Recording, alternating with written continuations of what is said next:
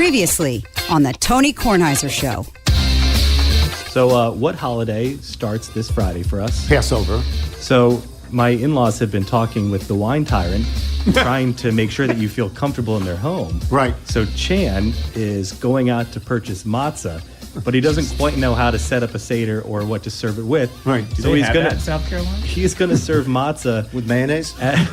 essentially as an hors d'oeuvre with cheddar cheese. That's just How lovely. so great. The Tony Kornheiser Show is on now. And indeed, he did. You He should have served heard the it with four cheese. questions. Yeah, he didn't know the four. He didn't know any of the questions. Well, you know. One question: why did you put cheese on the matzah? We're live at Chatter. Everybody's here for breakfast. We're very happy. We open for breakfast when the show is on at 7 o'clock. You go to the corner of Wisconsin Avenue Northwest and Jennifer Street Northwest in Friendship Heights. Gary Braun is here. Chris Saliza is here. I have a fabulous shirt that was made for us. So that shirt is brilliant. So great. That is Dated good. Saliza shirt. Saliza. Yeah. Michael I have a lot of Kornheiser those, is here. Nigel is here running the board, doing the news. There's a lot of things to talk about, and I'm not going to do it today because we're guest loaded. For the rest of the week, when the only thing we have to talk about is the NHL or the NBA playoffs, believe me, I'm not going to talk about them. And I'll talk about the adventures that we had. But I want to thank three people right away for really helping me with all of my travel concerns. Kent Powell of American Airlines and Alex Podlagar of Pinehurst and Nick Genovich from Amtrak. And all of those people were very important. We got a great treat in Spring Island, Michael and I. We played with John Engelbrecht and Jim Hughes, which was very, very nice. And I'm going to talk just briefly about the nature of my trip to say this. I'm never doing this again. I'm never doing it again. I'll tell that to Chan and Moni. No, Chan and Moni were great. No, I'll tell you why I'm never doing it again. No, Chan and Moni were actually great. I took too much time off.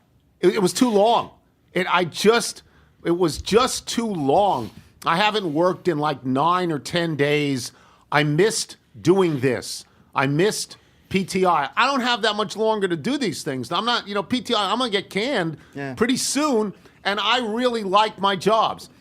When I was down in Pinehurst, and one of the days I was playing, I always have the same caddy when we play number 2. His name is Doak, and I like Doak very much. Is that by request or just so happens? Well, he likes me, and I like him, and we chat. We I shoot 120, and we chat.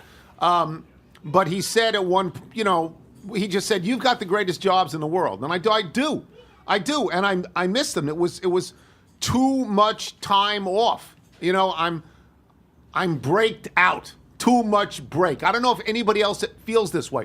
There are weeks when I need vacation, and I understand that, but this spread over 2. Do you ever feel this way? I felt this way this time in particular because I took the week off. The week prior to your week off. So it's been a couple of weeks since I have been in here. But I'm not going to say I'm like you. Thank goodness that's not the case. But I need stuff to do. I mean, there's stuff. I can always find something to do around the house. But I need to get out of my house. I wanted to. What? I mostly just lay face down. I mean, it works out well for me. I, like Gary, took the week before your break. week off. And then I was in New York the week before that, much to the joy of many Tony Kornheiser Show listeners. But you were working on either sides of those weeks. Yes, I worked on both sides of those weeks. But CNN. I mean, I like to work. I used to like to take 2 weeks off a couple of times in the summer, 2 in a row, and go out to the beach, and that's okay. But I like doing this. Yeah. So I felt at some point that's good. Enough. That's good. Let's go back. It's good to work. You like your jobs. Michael, you had time off. Did you think it was too much? You're young. You probably didn't think it was too. And you had the baby boy boots. So I'm still at that phase where every day is pretty much the exact same because of Walker's schedule. But yes, it felt particularly around this time of year with the start of baseball and with the Masters, it felt like we should have been on air. Yeah. So we didn't get the chance to talk about the national championship game, right? Or there's a bunch or even the brackets. A bunch of things happened. So let me read the brackets. The people that did well. Come on. The winner. Fingers crossed. The winner of the sort of people who are bigs. The bigs. The bigs bracket. The bigs Did bracket. Nigel win again? Pat 40. No, 1,290 points. Wow. Yes. Terrifyingly David Aldridge legitimate. came in second. Howard Feynman came in third. Gene McManus fourth. Michael Gene's Wilbon always near the fifth. top. Baby Boy Bootsy had a chance to win. Had Kansas won. Had the chance. Baby Boy Bootsy would have won. As we go all the way down the line, Phil's mom was last. Oh, no. Chuck Todd was right above Sad. Phil's mom. Well, he had Miami going deep. Wait, is that sleepy-eyed Chuck Todd? Sleepy-eyed Chuck Todd. Michael Kornheiser right above him, tied with Barry's Verluga. Spike Braun didn't have as good a year this year, was above them. Although Ike and Sidney won Garcia's pool. Right. Chris Saliza was right above them. Yeah. And Leon Harris Gary's and I were tied right above him in the lower third. We were all in the lower third. It's dreadful. In terms of, now the winner, Pat Forty, who does this professionally, had 1,290 points.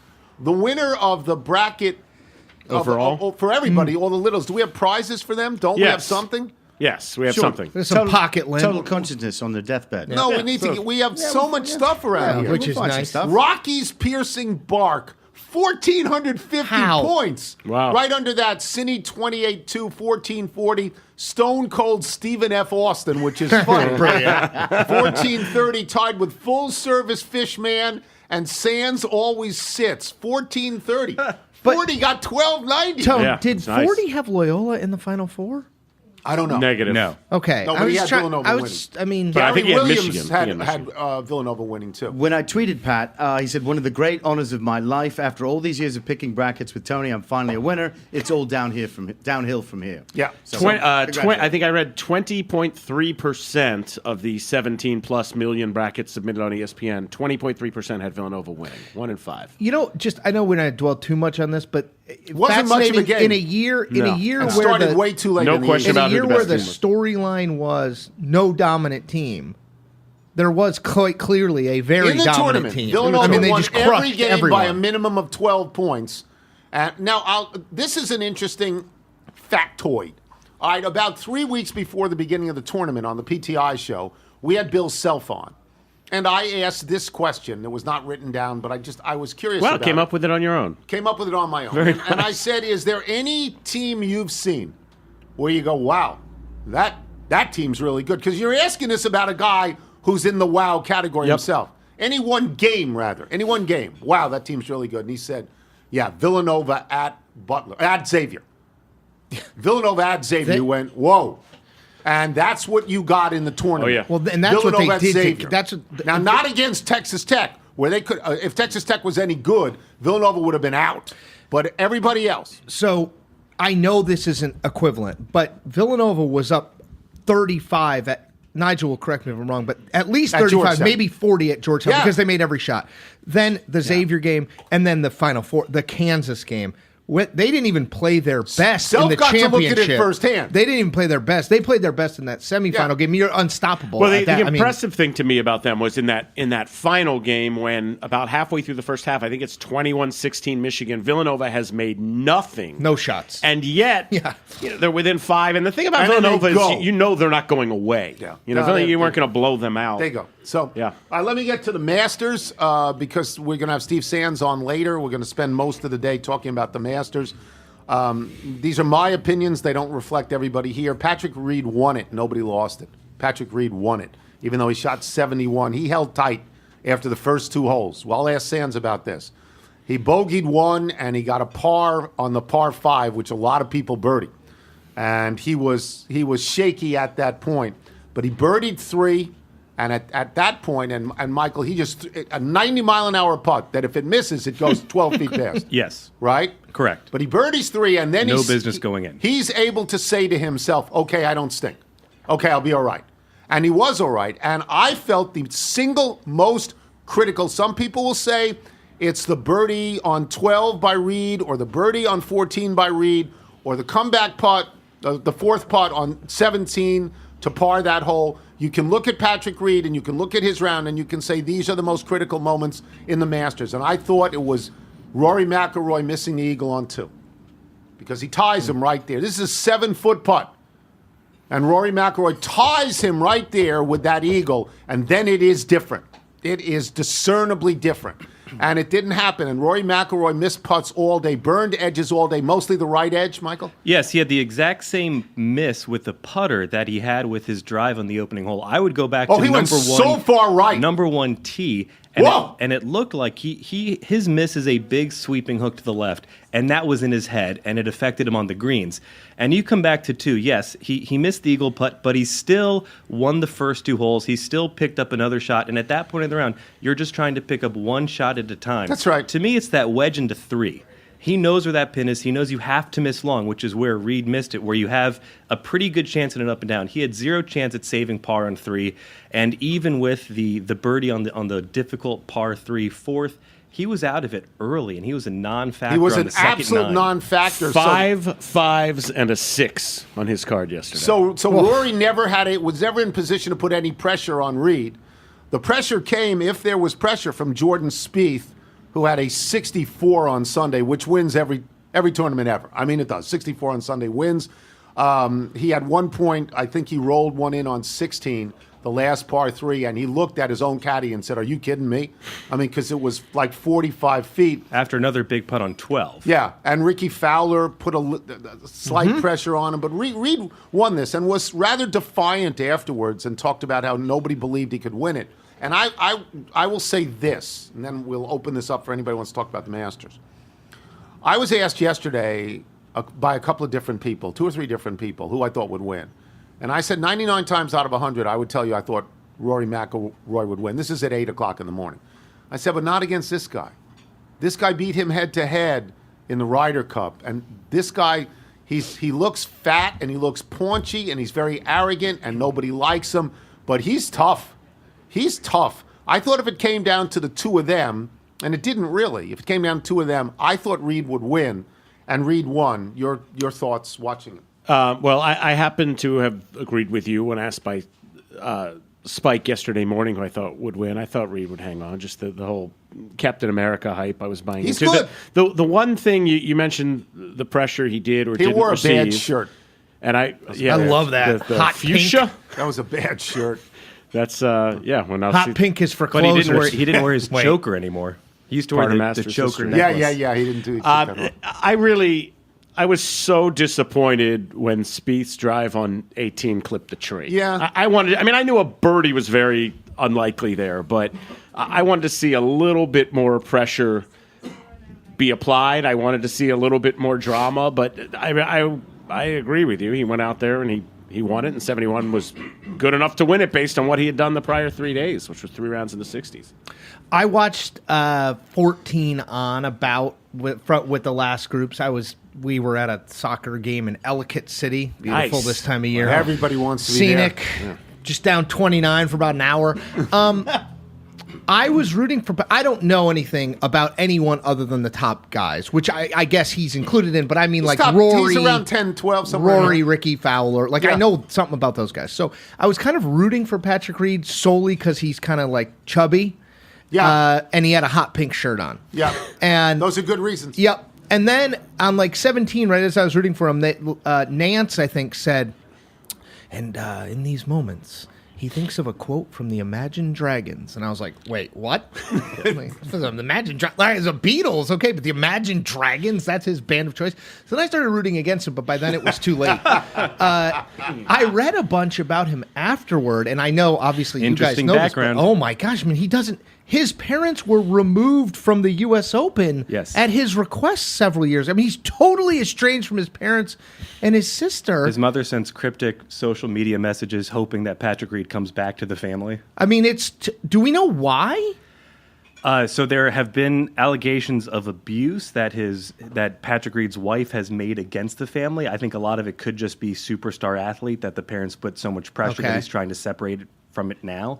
But that piggybacks off of the controversy over his college days, where he only lasted for a semester at University of Georgia before being kicked off the team and eventually transferring to the smaller Augusta State, which you would think he's now the adopted hometown boy. They want to throw their arms around him like Larry Mize. No. But he was suspended from that team as well. No. And they were begrudgingly rooting for Rory yesterday. Begrudgingly had to accept him because they used him to win a couple national championships.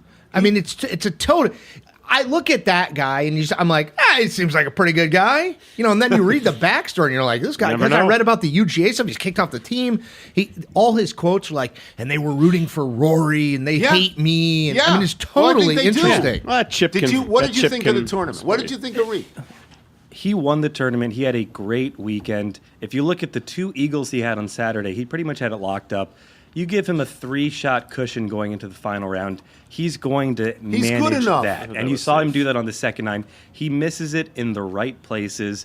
I was so surprised to see Rory unsettled just by being around him, and I don't think it's not the same as the Ryder Cup. It's not the me versus him. It looked like Rory just physically did not want to be near him. If you looked at a couple of the putts, it wasn't even like he was reading them. He was swatting them and trying to get out of the way quickly. I think of Rory McIlroy as a great, great player, and he came up small. He really did, and you can't be too critical because he's got 3 or 4. He has 4 majors. He's got 4 majors already. The other thing that I would mention, I'll ask Sands about this. Tiger and Phil, they're done. Now, I don't mean that in a very critical way. I mean, if you looked at the leaderboard late, these guys are in their 20s or maybe early 30s. Fowler maybe early 30s. There was Fowler and Rahm and Spieth and McIlroy and Reed. Yep. And this is their, Tiger may win one and Phil may win one. I'm not saying that they won't. But this was, in my mind, the passing of a torch, in my mind. And they were I agree with that. But if you look at this tournament, you look at what Jordan Spieth did yesterday, he was able to shoot that number because he knows those pins and he knows how the ball is going to react. So you will have Tiger or Phil having those Fred couple runs where they may not get another victory there. They may not have that Jack Nicklaus 1986 moment, but they are going to be competitive on that golf course. They can do it. And if you look at what Tiger did, Phil was way minus yesterday and Tiger was -4. Almost to even par, which was his goal, by playing the par 5s essentially even for the opening 2 rounds. And by the way, you mentioned Rahm just as someone who was rooting for drama. That was another disappointment when he rinsed it on 15. And also, by the way, he's a club thrower, it appears. Yeah. Oh, man. What are you doing? You know what's so funny about that is I was watching, and what's the par 3 right toward the end, Michael? Is it 16? He hits it. And I think his reaction, I assume he has sculled it into the crowd. Feet. Right. It bounces and rolls. I thought he was going to be above the ridge with that reaction. I mean, I seriously thought he had sculled it into the crowd. He's likely getting a letter from the Augusta National Tournament there's a Committee. way we behave here, Mr. Rahm, and it'll be one of those. All right, let's get out of here. We'll come back. We'll talk to Wilbon. I haven't seen Wilbon in a long time, so we're back with him. I'm Tony Kornheiser. This is the Tony Kornheiser Show. Tony Kornheiser Show. This is the Indochino ad, and it tells you to, you have to have a personal endorsement. I don't have any Indochino suits, but Nigel does. That's right. Please endorse. I've got 2 suits. And the reason why I have them, 1, they look fantastic, and 2, they fit me better than any piece of clothing I've ever owned. Yeah. Makes me look great. It's very easy. Don't get carried away. Don't get carried away. Makes you look good. Makes me look fantastic, yes. Yeah. And it's very easy to do. You go to a tailor, get the measurements. It'll be a custom tailored suit for you at a very reasonable price. You had a very good experience with Indochino. Yes, I did. And you bought a second one as a result As of a result of it, I loved it so much I bought another one. Indochino is the world's largest made-to-measure menswear company. It's been featured in major publications, including GQ, Forbes, and Fast Company. They make suits and shirts made to your exact measurements for a great fit. Guys love the wide selection of high-quality fabrics and the option to personalize all the details, including your lapel, your lining, your monogramming. Here's how it works. You visit a showroom or you shop online at Indochino.com. You pick your fabric, you choose your customizations, you submit your measurements, you wait for your custom suit to arrive in just a few weeks. And this week, any listeners to this great high-quality podcast that's back on the air can get any premium Indochino suit for just $379 at Indochino.com when you enter Tony K at checkout. That's 50% off the regular price for a made-to-measure premium suit. Plus, the shipping is free. This is Indochino.com, Indochino, Indochino.com. The promo code is Tony for any premium suit for just $379 and free shipping. It's an incredible deal for a suit that will fit you better than anything off the rack ever could. You're listening to The Tony Kornheiser Show.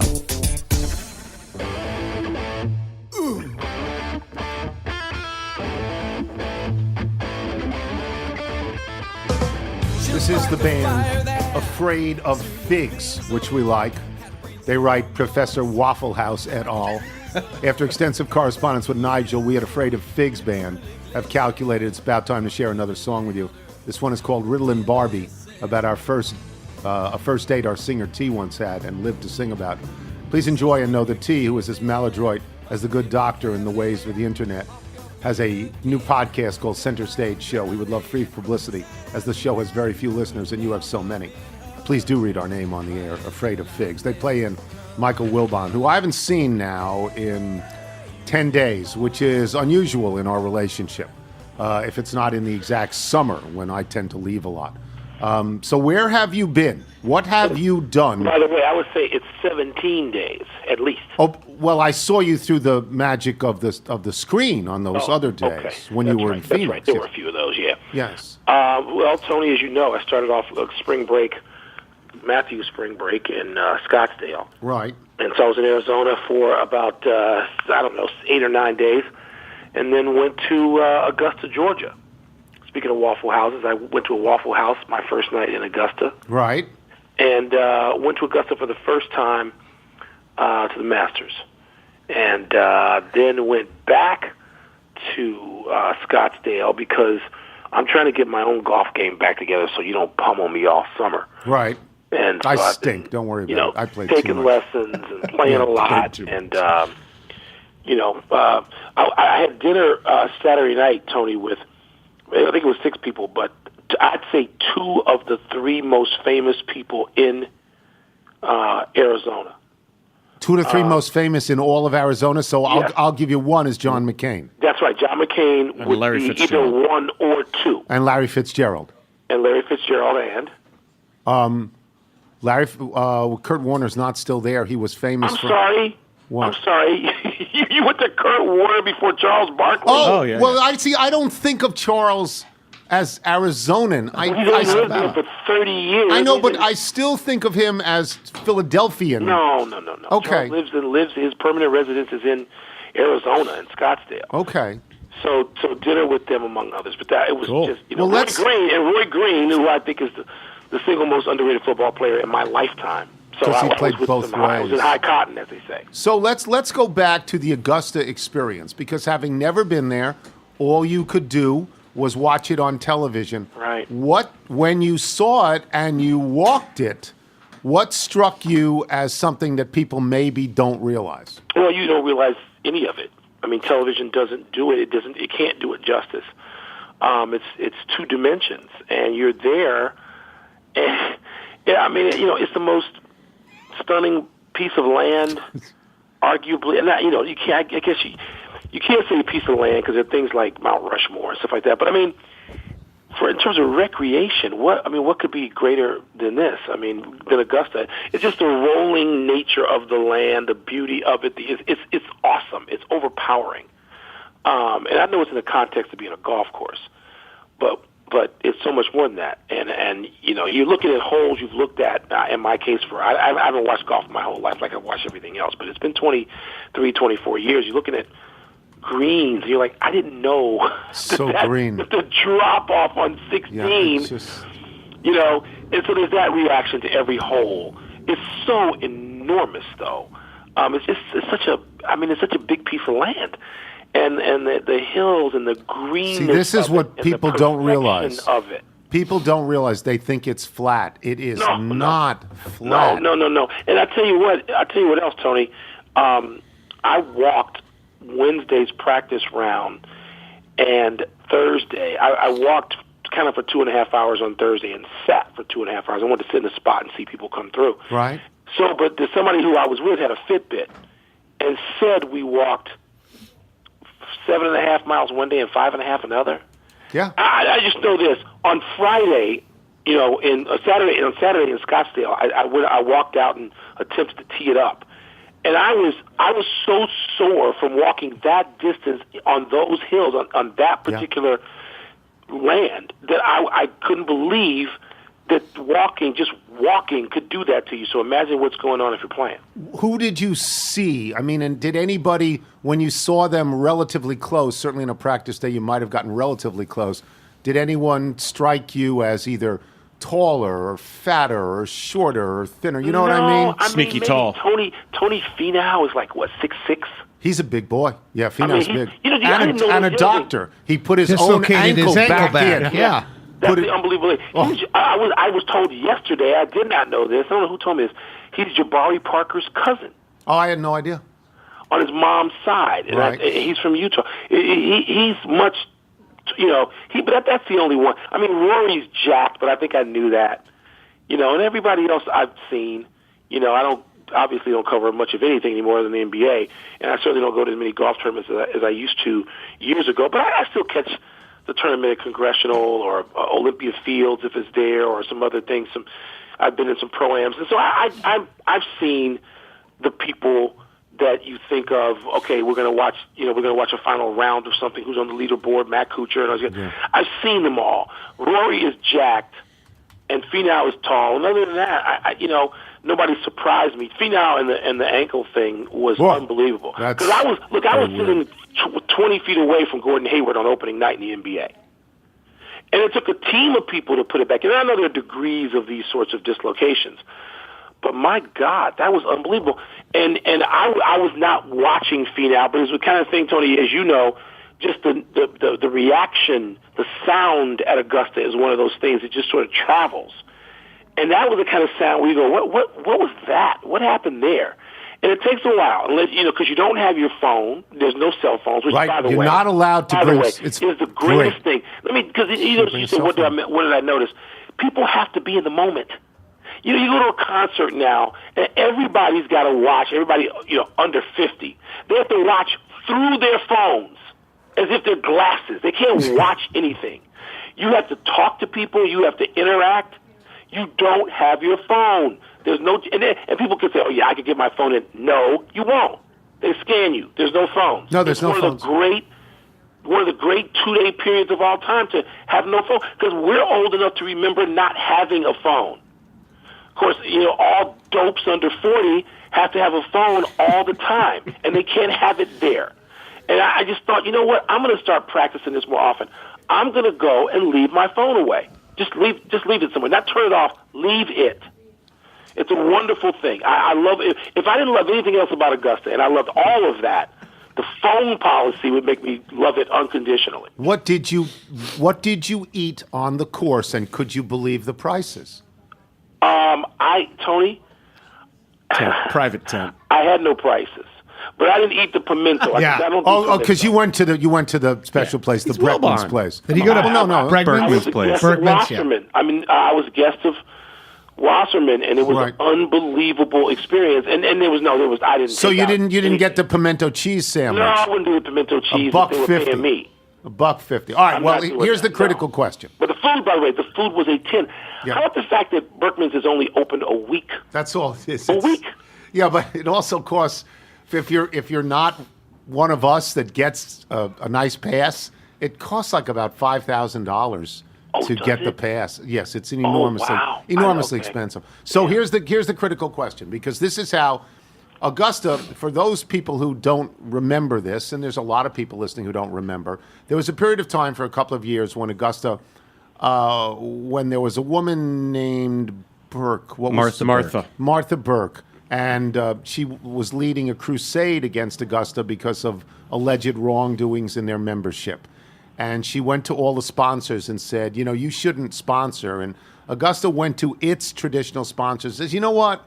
I don't worry about it this year. Don't worry about it next year. We'll take care of all this ourselves. And the way they do this is they sell so much Augusta gear on site. What did you buy? What did you walk away with? Because I think I'll give you my thoughts as to what the average person spends when they go. I didn't go crazy, believe it or not. Right. I didn't buy any gifts. I mean, I know people were saying to me when they found out I was going, and I didn't tell many people I was going. Can you get? No. Let me stop you right there. Yeah, I'm not doing that. Yeah. I got some stuff for me. Yeah. So I got a couple I like to wear. Look, when you come back here and it's snowing, you come back from Phoenix, from Scottsdale, and it's snow flurries in Washington. Yeah. I got winter gear in Augusta. Looks like I can wear 2 more months here. Yeah. So I think I spent $650. I think it was like $654 or something like that. I think that's like right around. I think that's in the average. Yeah, I think people spend a lot of money there. Yeah, no. They do spend a lot. There's stuff that it's beautiful. I mean, it's this is not This is not like going. I'm not going to mention any names of places I even go, but you're not going there, and it's not like going to Dick's. I mean, it's just That's right. This is unbelievable. The cash, and it has in sports one of the most recognizable logos in the world. Yes, Everybody knows what it is. And there's the authentic logo, Tony. You know what it's a slightly different color. I won't go into that detail, but it was. I have issues going to a lot of places that you wouldn't have issues going to. Augusta National is one of them. And Martha Burke, who I admire Martha Burke, because Martha Burke was speaking for people like me, or if not me, then people who look like me years ago, and people who look like her. And I have a classmate who's a member of Augusta National now, Jenny Rometty, because she's the president of IBM. Okay. Yeah. So she's one of, I don't know if they're just 3 women or not. No, they don't. Nobody knows. They don't make public. No, they don't. But you can know. You can know who. You run into people if you play enough golf, or you're in a thirst, or if somebody's a classmate. Yeah, then you'll know. You run into people who are members, and an interesting thing happened to me going to Augusta for me, and I was being driven. I did a Mr. Tony, and I decided not to drive myself because I'd taken a red eye. I might have killed myself. So I'm half asleep through some of the drive, but I wake up in time to see an exit 154, and I'm thinking it's about 30 miles from Augusta, between Atlanta and Augusta, on 20. And 154 says Washington, Georgia. And that's where my father and my father's entire family grew up. Oh. It was also the setting, roughly, for the color purple, as I understand it. And my father fled there. He couldn't get the hell out of there fast enough because the notion of being lynched was very real. So Augusta can be romantic to some people. It ain't romantic to me and mine. And a lot of my relatives still live in Atlanta, and they did not flee. Not everybody fled. My parents fled the South, Tennessee and Georgia. My father, 30 miles from Augusta, Georgia.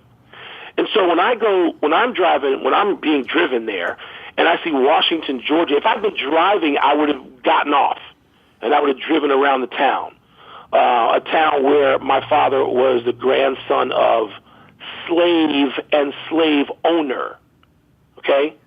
So we're talking about the ferocity of the South, not pimento sandwiches. Right. For me. And so, I was past the point where I expected anything. I mean, it could have been more charming. And there are people of all colors that were there. I mean, it seemed like half the black people in Georgia were at Augusta.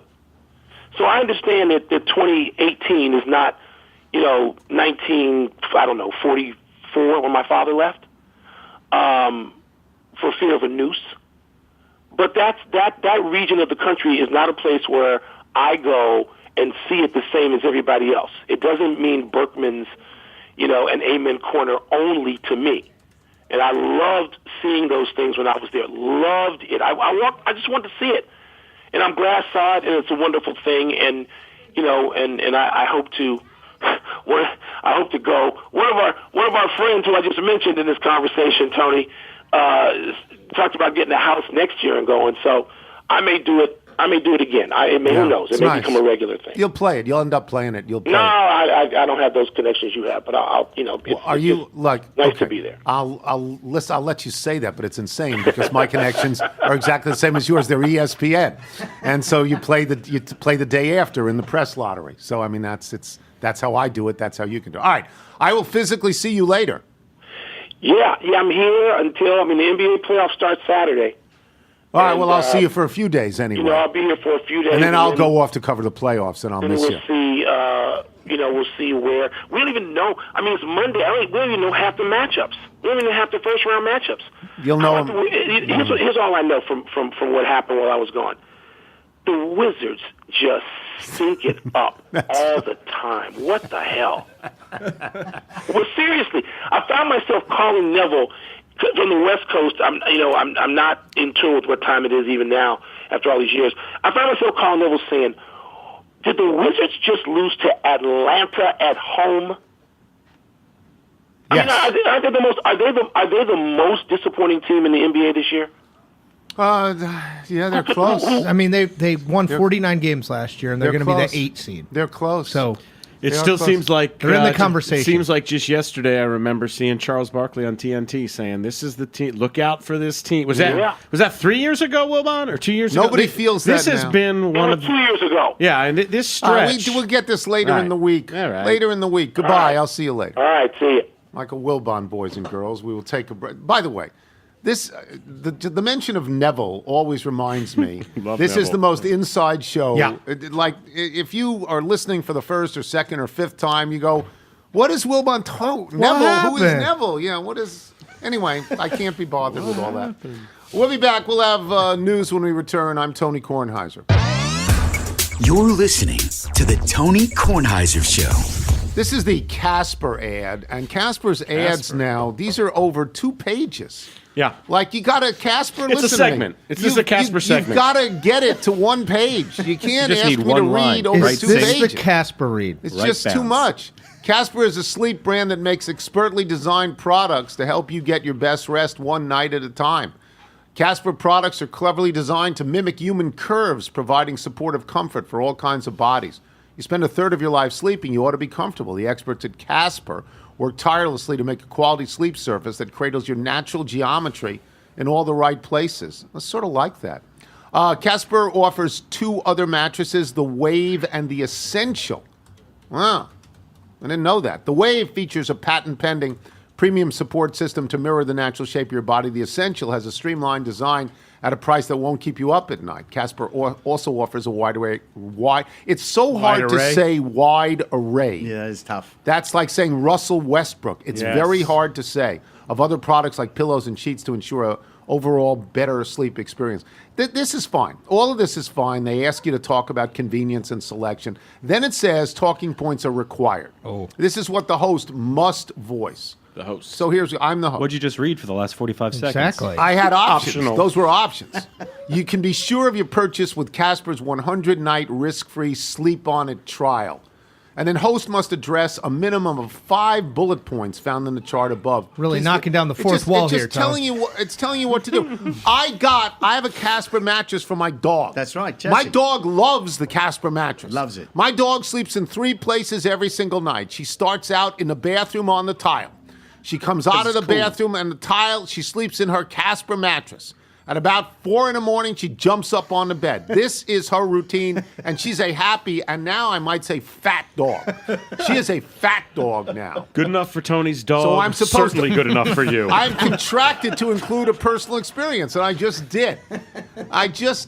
Also, we'll close with this. You get $50 towards select mattresses by visiting Casper.com/Tony and use Tony at checkout. Terms and conditions apply. You're listening to the Tony Kornheiser Show.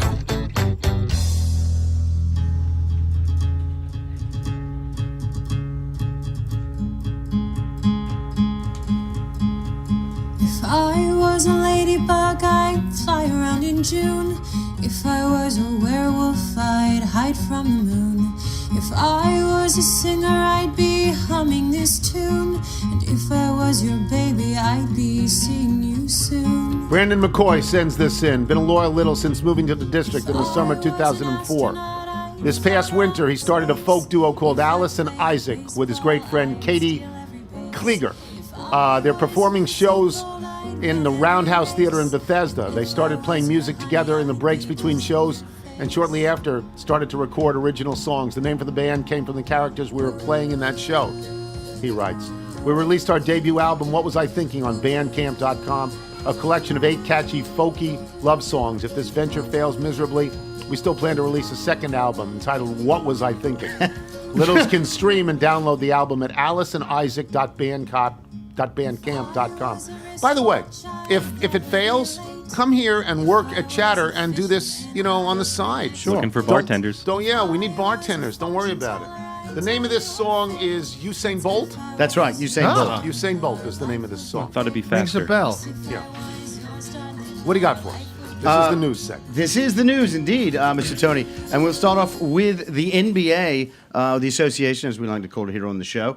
You heard Michael Wilbon say just a few moments ago, what is going on with the Wizards? They lost their 5th in a row, I believe. They lost to the Hawks the other night.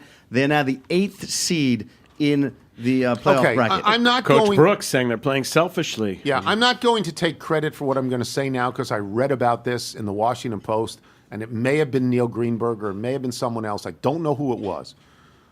But somebody made a chart of how many times Scott Brooks and Bradley Beal have called the play of the Wizards unacceptable. It's like in the 20s. But it's not unacceptable. It's not unacceptable. Clearly quite because he acceptable. keeps putting the same people out there game after game after game. So it is acceptable to Scott Brooks that they stink because he never changes anything.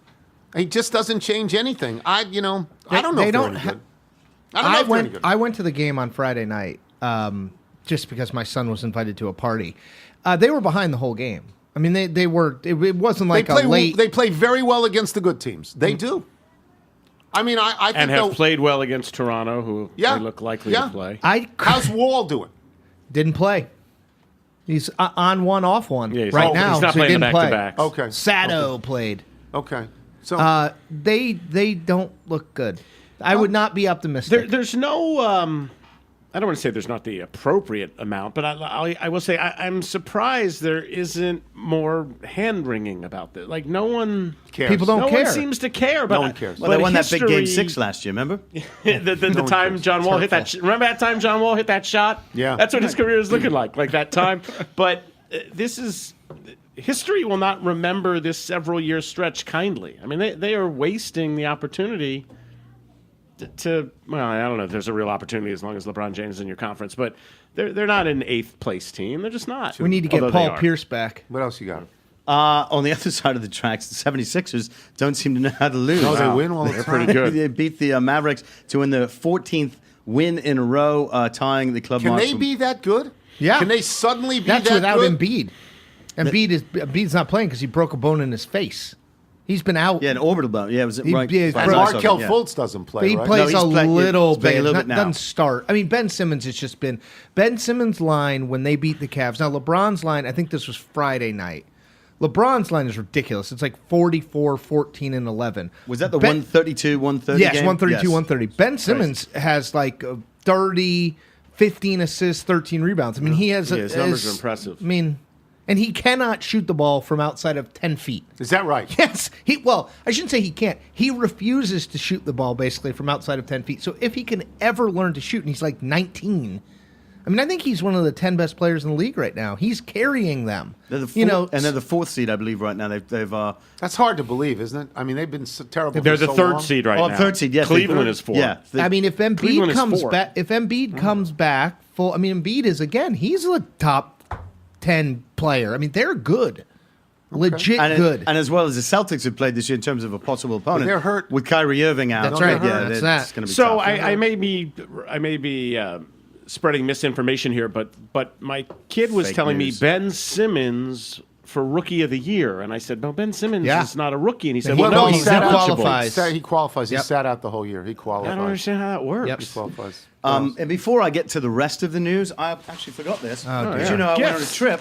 I went Oh. to San Francisco. Yeah. I have Yum. presents for everyone. We'll start off with Baby Boy Bootsy. Come on, I got a money. baby Oh, an bear Alcatraz from Alcatraz. bear. That is so wow. cute. Wow, back put from this in his San crib. Fran. Yes. Aim to be in prison. And for you, Michael, I've got some sort of ancho chicken rub. Some sort of Some sort of rub. rub. It's yes. called Is that the cream or the some sort clear? of rub. I yeah. asked for you, money. Give me money. It's Gary, right? Yes, sir. I've got you Jerry. some Fog Chaser coffee. Oh, thank you very much. For Saliza, San Francisco was sure to get you. treat. So Is it I an got you exploding some pen? cocoa nib chocolate shortbread. Because you think I'm fat. That's fine. there you That's go. great. You know who's fat? My dog is fat. Yeah. My dog now weighs about 85 pounds. Whose fault is that? My dog doesn't run. I was away and it doesn't. Oh, sourdough bread. Sourdough bread, that's Oh, right. thank in you. the plastic bag. Yeah, I don't. Bagged sourdough How bread. old Well, is it's wrapped this in bread? paper. I got it like last Tuesday. Yeah, this should is be pretty fine. old. This All is right, fine. who wants I'm eating it? a nib right Step now. on I got it on Saturday morning Fruit before I flew slices. back. Nice job out of you. So there you go. Thank you, Nige. Happy everybody. That's so kind. Oh, and I would also like to say a personal word of thanks to, they were quite good, to the people at my gym, Washington Sports Club, and Wells Fargo for helping me after I was robbed. You were robbed. I was yes. robbed at my gym. How's Miss Wu? Oh, Miss Wu is doing great. She'll actually be here at the end of next week. So Fantastic. we'll get to say hi to her. to see an Oakland A's game. Got to see Ricky Henderson, which was quite a thrill. Very cool. So yeah, a lot of fun out there. Ricky Henderson. Yeah, Yes. Ricky Henderson was out. He was on the field. He was catching the ceremonial he's not pitch. playing with No, you. he wasn't playing. But, I mean, coaching. He's not coaching with no, you, is he? no. Okay. But it's still Ricky. Good It's great. nibs. And speaking of baseball, what's going on with the Nats? They lost their 5th game in a row. Got swept by the Mets after losing in 12 innings last night, 6-5. I'll tell you who's not hitting: Michael A. Taylor and Ryan Zimmerman. They're not hitting at all. No. Zimmerman's Not hitting at like all. 110. He's, Trey Turner appears to be scuffling a bit as well, right? What are your thoughts on Taylor's little mustache? I don't even know it. I mean, I haven't even seen it. I haven't paid Couldn't attention. see it with the muffler? the head coverings he and Bryce were wearing. Can I just say this? Shohei Ohtani. Is he any Now- good? Moly. Now, I think you know that I've said this many times, how much I admire Keith Olbermann. And Keith Olbermann has made the work of his life in terms of sports is baseball. Much like Bob Costas. They know a lot about a lot of things, but baseball is what they love. Baseball is what they study. Tom Boswell is this way. Keith was so convinced that Ohtani could not play on this level, on a Major League Baseball level. And no matter what I would On either side? On either side. And no matter what I would say to him about it, takes a lot of time. You don't speak the language. You don't know the people. You haven't been in the ballparks. He says, no, he can't do it. Shohei Ohtani last night went 7 innings, gave up 1 hit, no runs, and 12 strikeouts. Had a perfect game in the 7th. He's 2-0 now. He's 2-0 in major leagues, not in spring training, where admittedly he wasn't any good. Right. In the actual show, he's 2-0. Up here. Yeah, up here, as Coach Joe would like to say. Mike Scioscia compared him to Doc Gooden when Doc Gooden was great. Okay? Doc Gooden ever have 3 he's dingers hitting- in a week? He's hitting. He's got 3 home runs. In the games where he's not pitching, he has 3 home runs. Did you see, Tony? So is it possible he's actually great, that he is Babe Ruth? Is it possible? He certainly has been as promised, which rarely happens. I mean, he in has spring been training, he did outstanding. look terrible. No. He did. Very And by the way, early. he's touching 100. He's Yeah. got 2 pitches. Yeah. If you go 100 on a fastball and you have a splitter that drops, you don't need any other pitches. That's all you need because you cannot prepare. And it's Did looks you by good. chance see his first home run? No. Okay, so No. he. I'm the sure bench, I was in a train. The bench gave him the cold shoulder treatment. I'll show you the video. Oh, He did gets he? the Did he run. understand that? He comes back to the dugout. No, he was trying to high-five and he's people, looking yeah. around. Oh, he's not like, American. He doesn't know right. the. Well, and then they came back and got him. It's a cute moment. Yeah, it's very worth nice. Googling up. By the way, on the other side of it, Giancarlo Stanton, not exactly off to a great They're start. booing him. Yeah, they did What boo did him. you just setting got records. there? Setting records. Strikeout record. 3 for 28 with 16 strikeouts in his first 6 games with the Yankees. Struck out 5 Had times 2 home already. runs the first night. Yeah, everybody loved him And, there. You should not boo this early. And on April 9th, actually it was on April 8th, he became the first major leaguer to ever strike out 5 times without a hit in 2 games in a season. Yeah, I guess the pitchers are ahead of him in the 0 American for 7. League. yes. Yeah. He's done. He's done? I'm kidding. Oh, everyone wants to rush to bury him, and it's like, yeah, it's still Little early. very early in the season. Laura Ingraham will return to her TV show tonight after a week off. Not people were sure whether it was a real vacation. I was forced- off for a week. Yeah, Nobody's writing about that. No, this comes after she got into a Twitter spat with David Hogg, the 17-year-old who was at Parkland School. And I guess he's a senior and was rejected from a couple of colleges. And on March 28th, Ingram tweeted out, David Hogg rejected by 4 colleges to which he applied and whines about it. Dinged by UCLA with a 4.1 GPA. Totally predictable given acceptance rates. And later on, Hogg tweeted a list of advertisers on Ingram's show, urging followers to contact them. And very shortly thereafter, 18 companies pulled ads off of her show. Have they kept the ads off? Will she have advertising tonight? She'll have advertising. Those people, I think, will. I mean, many of them pulled it off in the week right before she left. So theoretically, that they would still hold on that. But yes, Fox has put out a statement that says, we're not going to bow to. We're not going to let this dictate what we do. So. And by the way, they should not. They should not. They hired her, and warts and all. Everybody. Look, Laura Ingraham, Sean Hannity. These are not surprising people.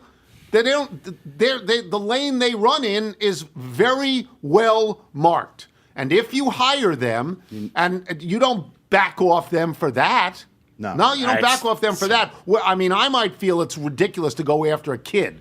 You shouldn't go after a kid. Especially one of those kids in the current climate. Yeah, but it's hardly the meanest thing she's ever said about anyone. She's fine with that. That's who she is. And meanwhile, Sean Hannity has been going at it with... What is this with Jimmy Kimmel? With Jimmy Kimmel. All right, so, Chris, do you want to... What was that? What did you just say?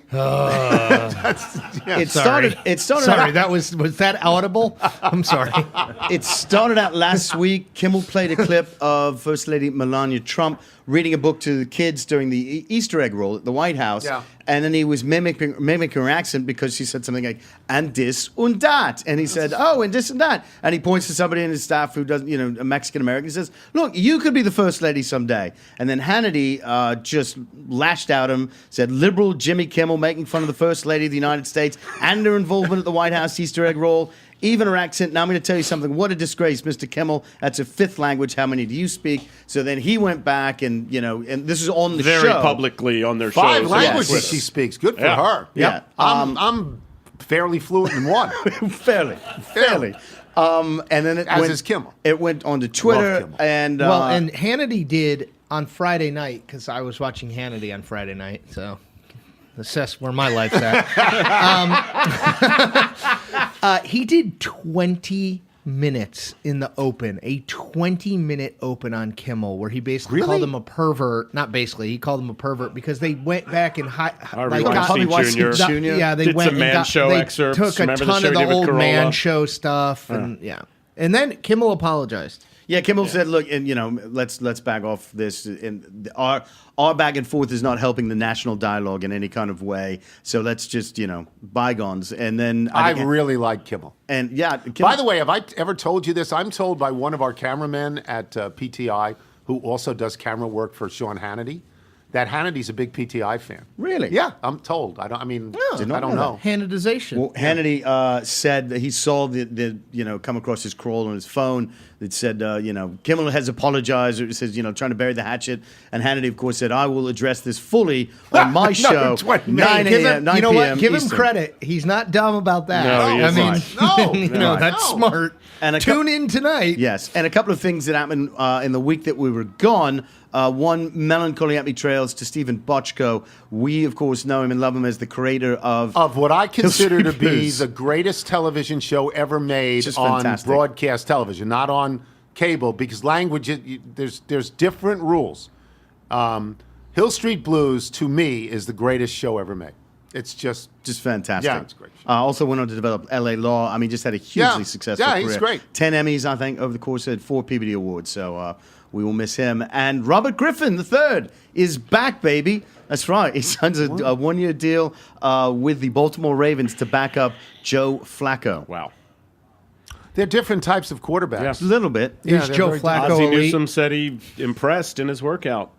Yeah, said Very impressive workout. obviously his personality, he's a confident guy, he's a very talented quarterback. He's had a lot of success in this league early on. We're excited about it. We felt like we needed a number 2 quarterback. We'll be ready for day one. You left out the last sentence where he said, and he's not Colin Kaepernick. So.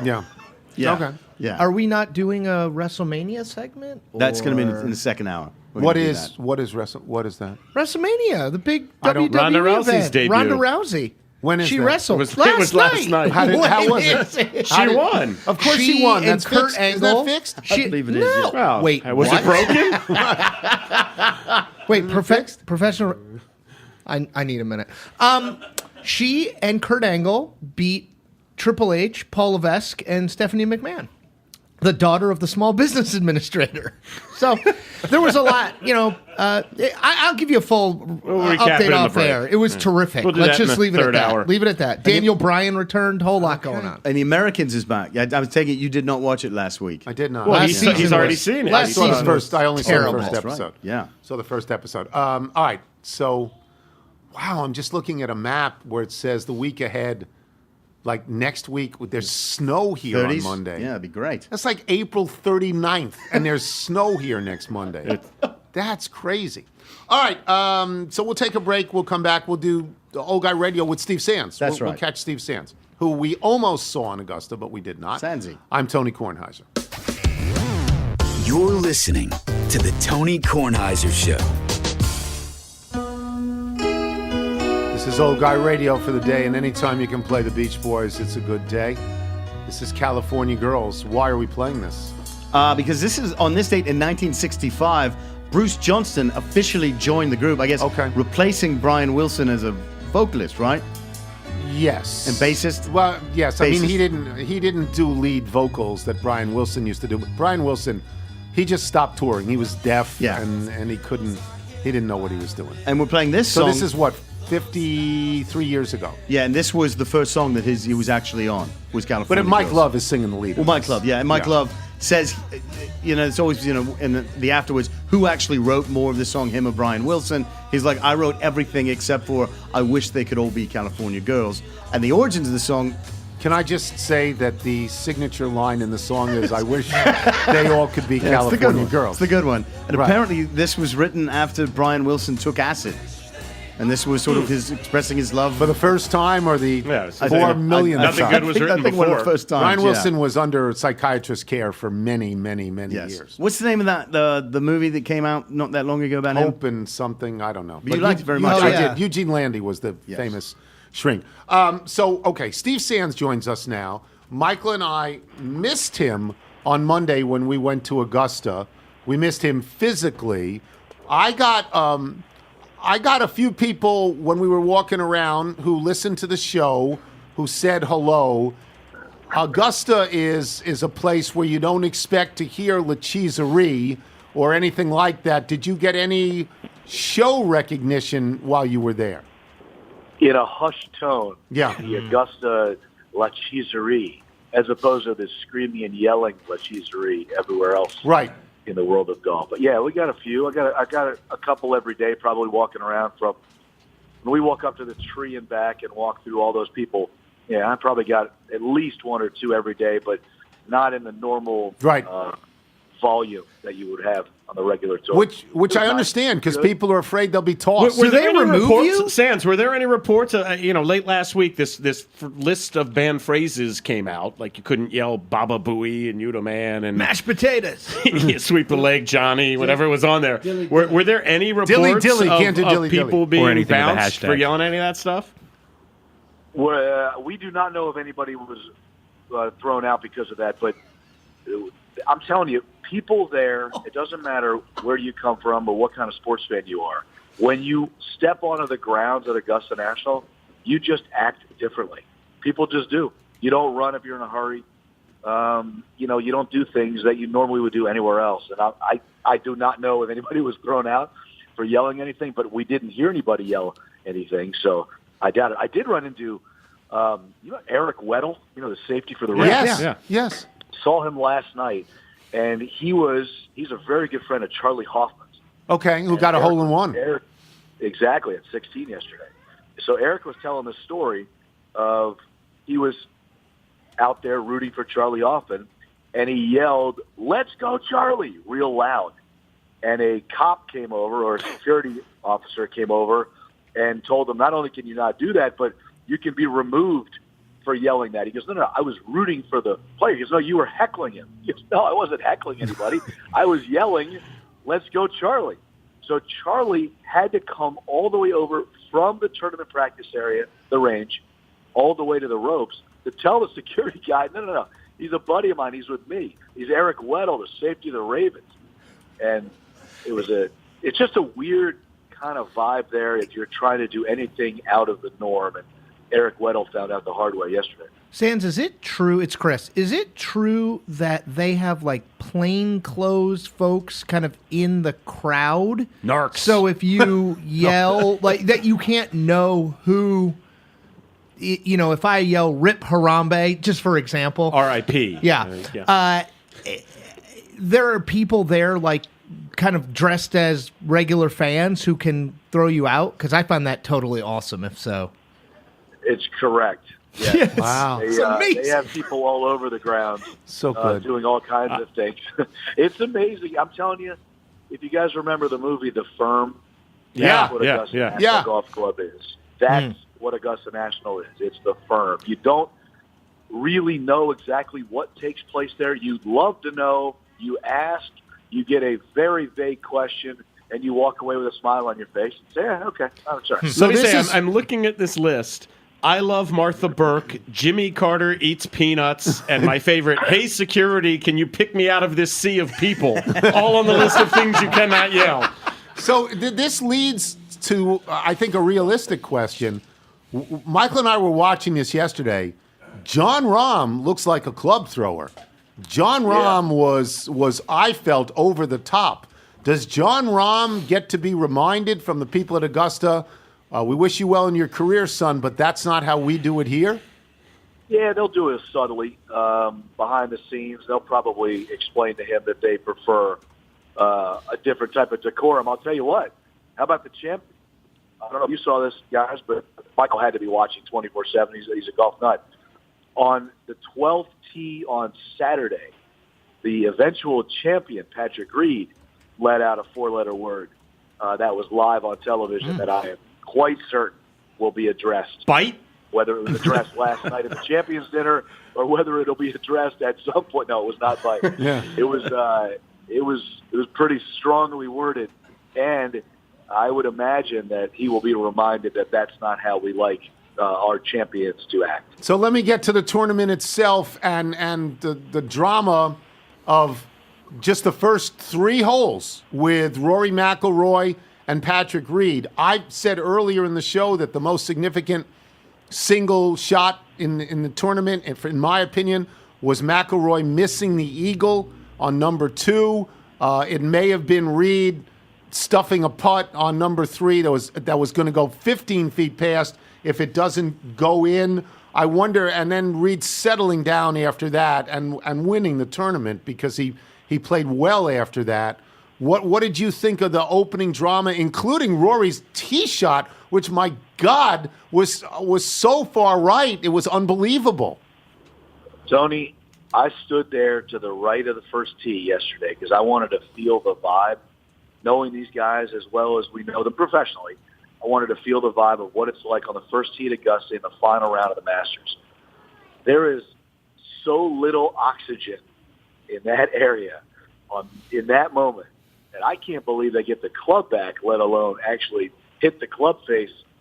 Who knows where the golf ball is going to go? How anybody finds the fairway on the first tee at Augusta in the final round of the Masters when you're in the final group is beyond me.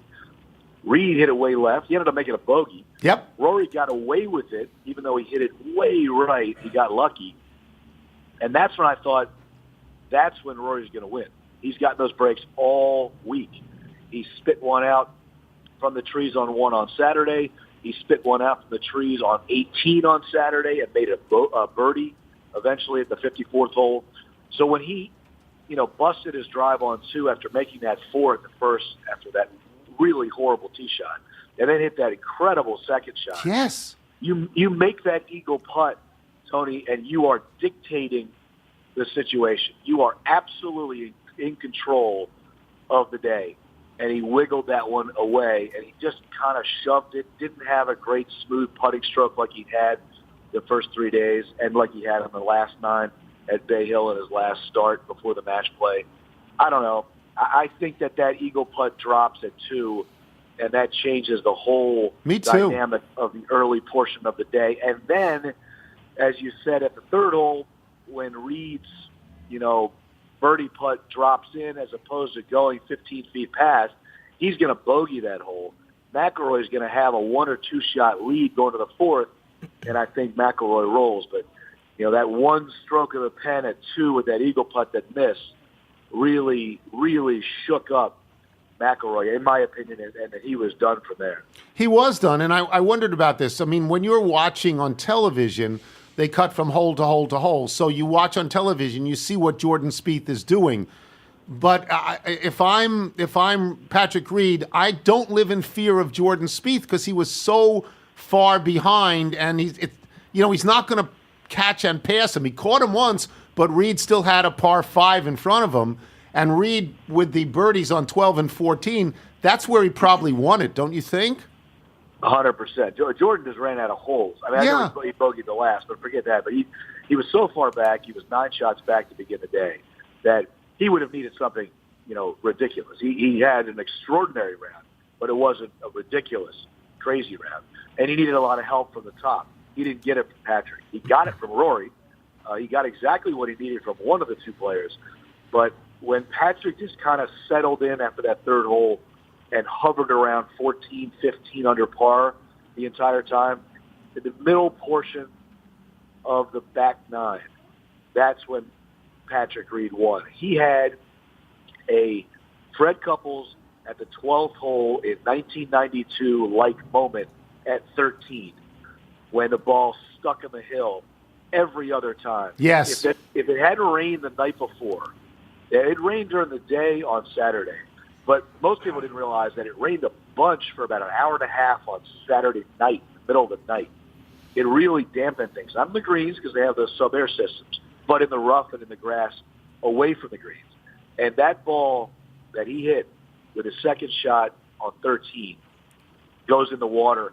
That changes things a lot. But he had his Fred Couples-like moment, if you remember that ball staying dry on the 12th hole in 92. That's what happened with Patrick.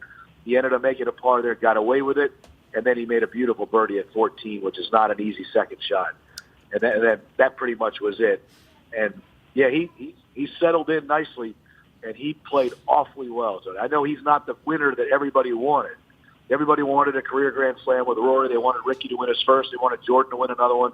And they got the lovable villain who is Patrick Reed. But he played awfully well. You have to give him credit. He won the Masters. He won it. Nobody lost it. No, he won it. So let me get to a few overall questions. And one is about Tiger Woods, who closed with a 68 and was never in contention, but closed with a 68 in a real live major, with real live pressure. Now, there's not that much pressure when you're like the fourth group out on Sunday because you're so far out of it. But he finished 68. What is your overall assessment of what this tournament means to Tiger Woods' comeback, if anything? Nothing. It doesn't mean anything to me. I think it would have meant something if he would have put himself in contention on Saturday or Sunday, even one of the 2 days, not just Sunday. Right. To see how he reacts with the adrenaline flowing, being back in contention, being back late in the day, knowing what's at stake. To me, no offense to any player. I mean, look, we would all love to tee it up at the Masters because that means we're a PGA Tour player, one of the best players in the world. There was no pressure on him yesterday at all, just like you alluded to, Tony. It didn't mean anything. A 68 when nobody cares means nothing. To me, I still think that he needs to play courses where I think he should play this week at Hilton Head. He'll be hitting driver and stingers off the first tee, off all the tees. He won't have to hit driver. He'll get himself into contention by playing the way he knows how to play and smartly making his way around the golf course. To me, if he doesn't get the driver in gear, he's going to go take a few weeks off, Tony. He's going to play Quail Hollow, where the PGA was last year. Yes. That's the Wells Fargo Championship. You've got to drive the ball well there. He's going to go to the Players Championship. You've got to drive the ball well there. None of this matters until he gets himself in contention again in a big, big spot. Okay. And I think he didn't do that this past week. See, I couldn't help but think with what happened by the end of Saturday's round when Phil Mickelson and Tiger Woods were out of it. And then I looked at that leaderboard yesterday with all those guys in their 20s, and I just thought the torch had been passed because Augusta is a place where both Phil and Tiger have and can win. And I thought this was like golf's way of saying the thanks a lot, but it's over. Tony, these guys are so good. Patrick Reed is 27. McIlroy is 29. Thomas and Spieth and Fowler, all in their 20s. These guys can really play. Tiger Woods played pretty well, for the 4 days. He made the cut, which was a goal, and then he shot 68 yesterday with no pressure. He finished 16 shots back of the lead. That's a lot. Yeah. There's a big distance between where he is right now and where those guys are. Look at that leaderboard. Tiger is going up against guys who can really, really play. And as we've said in the past, he opened that door for them to have the confidence that they have in big moments. Patrick Reed, Jordan Spieth, Ricky Fowler, Justin Thomas, all these guys wouldn't be winning major championships, wouldn't even be close to Tiger Woods if Tiger would have been healthy all these years and continuing to play at a high level, which he would have if he wouldn't have gotten in all that mess, with his health and also off the golf course. Yeah. Thank you, Steve. Thank you. We'll talk to you soon. Appreciate it. You got it, guys. Sorry to miss you guys on Monday. Hope you had a good time. Had a very good time. Steve Sands, boys and girls. We will take a break. We'll come back with a jingle and with some email. I'm Tony Kornheiser. You're listening to The Tony Kornheiser Show. The Tony Kornheiser Show. Tony's a Wall of Famer. It's more impressive than even being a Hall of Famer. Tony's a doctor of letters. It's slightly less impressive than a zookeeper or a lion tamer, wouldn't you say? He's a two-time Emmy winner, but that's slightly less impressive than paying the socialites check at dinner. An ESPN A-lister is slightly more impressive than never winning that damn Pulitzer. Tony. That's Joe Arrow. That's Beautiful. Wonderful. That's Well the done. Billy Joel song. She's got a way about her. That's just, that's terrific. That really is terrific. Before we get to the mailbag, let me thank.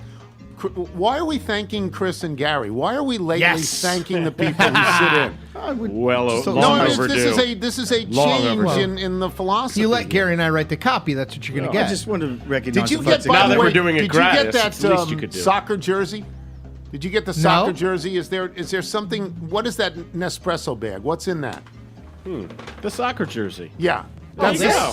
that's the soccer Yes, jersey. Elizabeth. Oh my God! Isn't that beautiful? That might Is this- fit your cat. Oh, is this? I already have the Senegal soccer jersey. Yeah, it's a Senegal soccer It's jersey. a duplicate, but I'll keep it. It's good. Cool. It's away.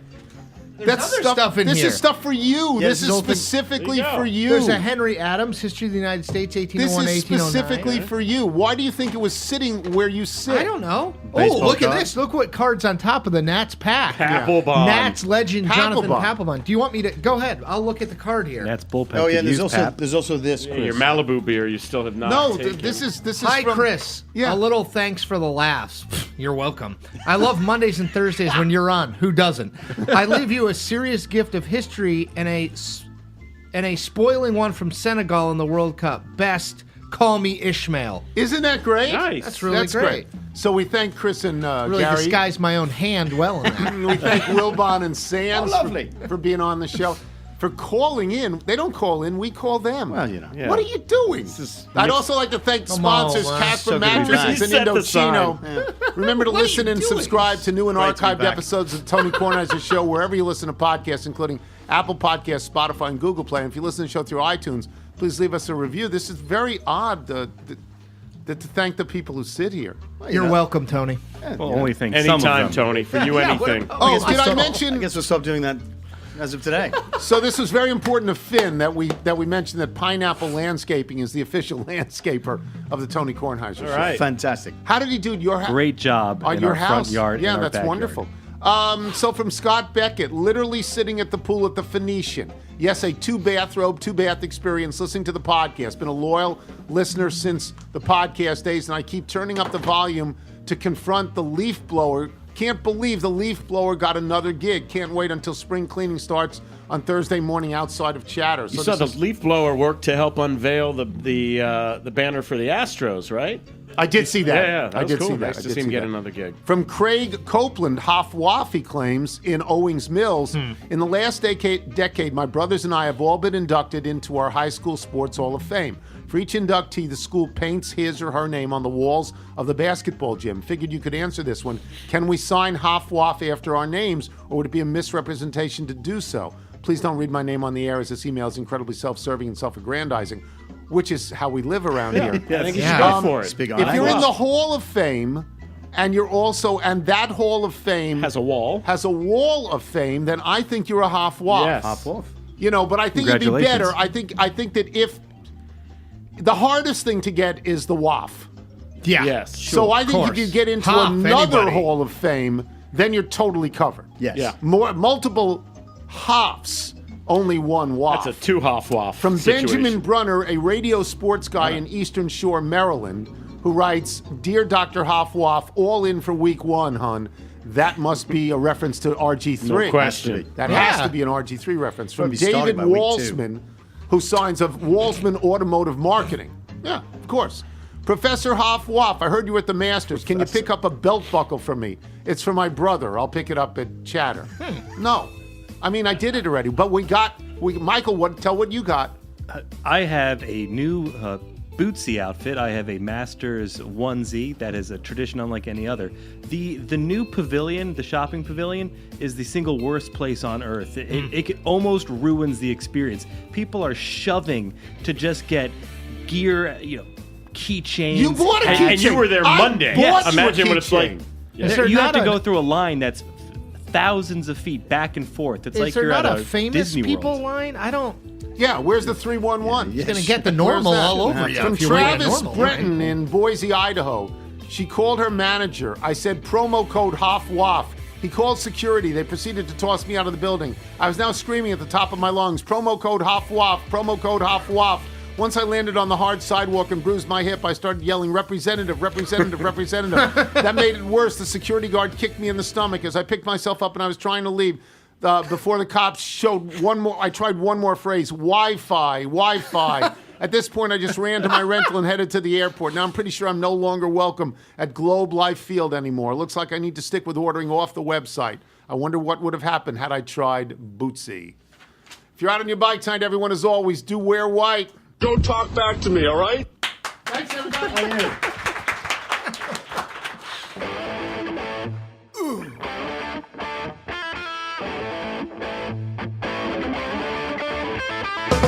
She'll spark a fire that soon will fizzle. Had a brainstorm once, much like a drizzle. God, look at you truly glisten. Talk a bit louder, and I'll pretend to listen. So sweet you're giving us a big old cavity.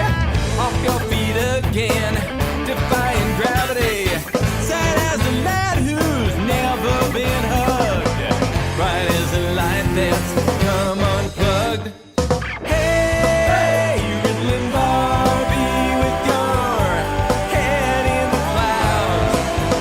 What do you say? You riddling Barbie when the voices get loud.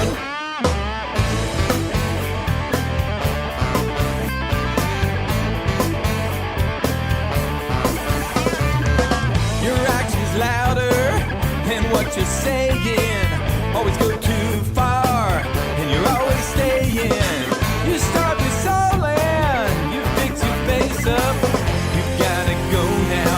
Can you pick the pace up?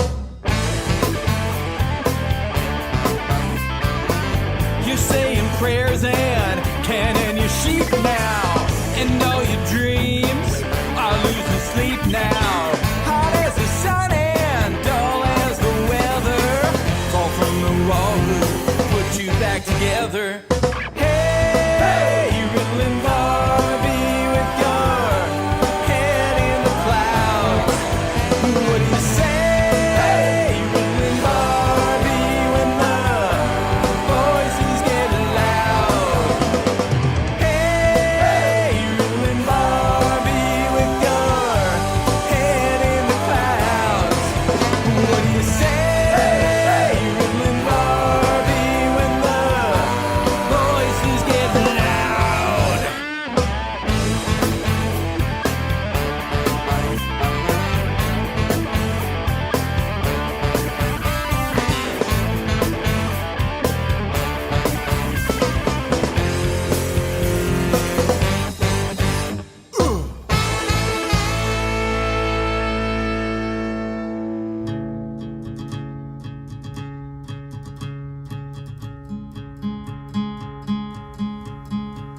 If I was a ladybug, I'd fly around in June. If I was a werewolf, I'd hide from the moon. If I was a singer, I'd be hung humming this tune. And if I was your baby, I'd be seeing you soon. If I was an astronaut, I'd float around in space. If I played baseball, I'd steal every base. If I was Usain Bolt, I'd win every race. And if I was your honey, I'd be kissing your face.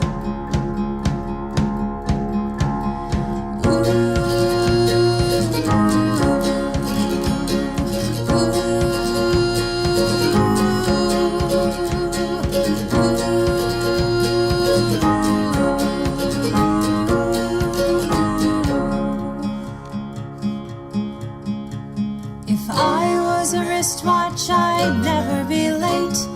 If I was a fisherman, I'd bring extra bait. If I was a fortune teller, I'd tell you our fate. That's if I was yours, darling, our life would be great. Yes, if I was yours, darling, our life would be great.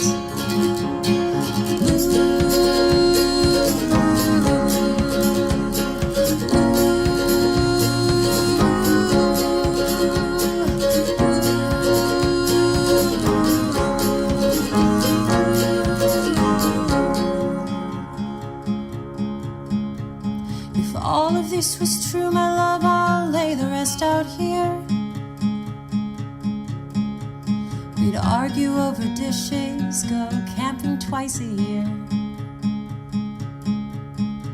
You make coffee in the morning, it's just nice to have you near. I love you till the end of time, of this have no fear. I love you till the stars don't shine, to me this is clear. I love you and we'll be just fine now, pass me another beer.